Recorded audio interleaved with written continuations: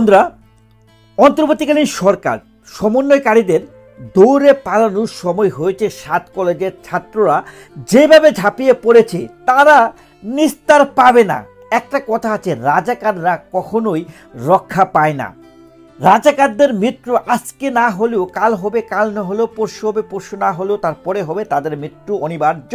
সমন্বয়কারীরা এই 7 কলেজের শিক্ষার্থীদের সাথে, ঢাকা কলেজের শিক্ষার্থীদের সাথে, প্রাইভেট ইউনিভার্সিটির শিক্ষার্থীদের সাথে তারা প্রতারণা করেছে।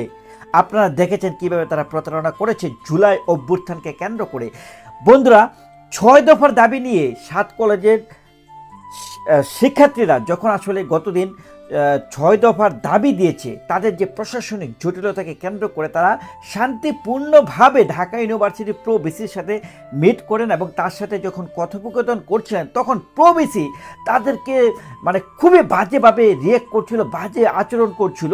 সেটাকে কেন্দ্র করে আপনারা দেখেছেন যে 6 দফার দাবি তারা করেছেন এবং ঢাকা ভার্সিটির আন্ডারে যে তাদের যে অধিভুক্ত অবস্থা সেটা বাতিলের দাবি করেছেন প্রশাসনিক জটিলতা থেকে বের হওয়ার জন্য। সেটা কিন্তু মানা হয়েছে, কিন্তু বাকি যে 5টা দাবি, এই যে প্রো-ভিসি তাকে যে বাতিলের দাবি, তারপরে ইডেন কলেজ থেকে শুরু করে যে নারীদেরকে, মেয়েদেরকে, ছাত্রদেরকে যেভাবে তারা অপমান করেছে, অঙ্গভঙ্গি করেছে, বাজেভাবে তারা আসলে অঙ্গভঙ্গি করেছে, সেটার জন্য তাদেরকে ঢাকা ইউনিভার্সিটির প্রশাসনিক যে কার্যক্রম তাদেরকে ক্ষমা চাইতে হবে। এবং ঢাকা কলেজের একজন স্টুডেন্ট রাকিব, তাকে পুলিশ বেধড়ক পিটিয়েছেন, সেটার জন্য সেই পুলিশকে পদত্যাগ করার হুঁশিয়ারি দিয়েছেন। এবং প্রো-ভিসি যদি 24 ঘন্টার মধ্যে তাকে যদি পদত্যাগ করা না হয় তাহলে তারা কঠোর আন্দোলনে যাবেন।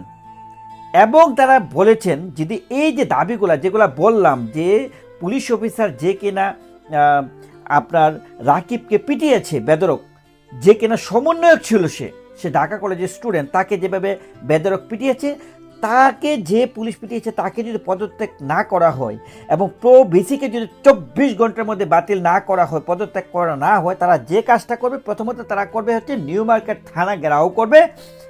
দ্বিতীয়ত ঢাকা ভার্সিটির যত যানবাহন আছে সকলগুলাকে তারা বন্ধ করে দিবে। যান চলাচল ঢাকা ইউনিভার্সিটির বাসগুলা চলতে পারবে না, তাদের সকল যানবাহন তারা বন্ধ করে দিবে।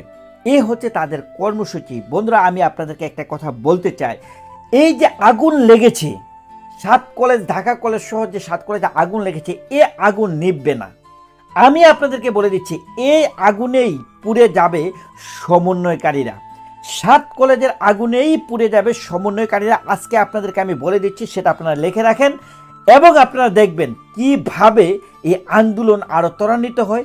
আগুনের লেলিহান শিখার মতো এই আন্দোলন চলবে এবং এই ছাত্রদের এই যে 7 কলেজের যে আন্দোলন শুরু হয়েছে, এতে করেই দেখবেন যে সমন্বয়কারীরা দৌড়ে পালাবে এবং বাংলাদেশের সকল জায়গায় সমন্বয়কারীদেরকে হেনস্থা করা হবে। আপনারা দেখেন যে হাসনা সার্জিসটা গর্তে পর্যন্ত লুকিয়ে থাকতে পারবে না। আমি আপনাদেরকে বলে দিলাম, আপনারা আপনাদের ডায়েরিতে লিখে রাখেন।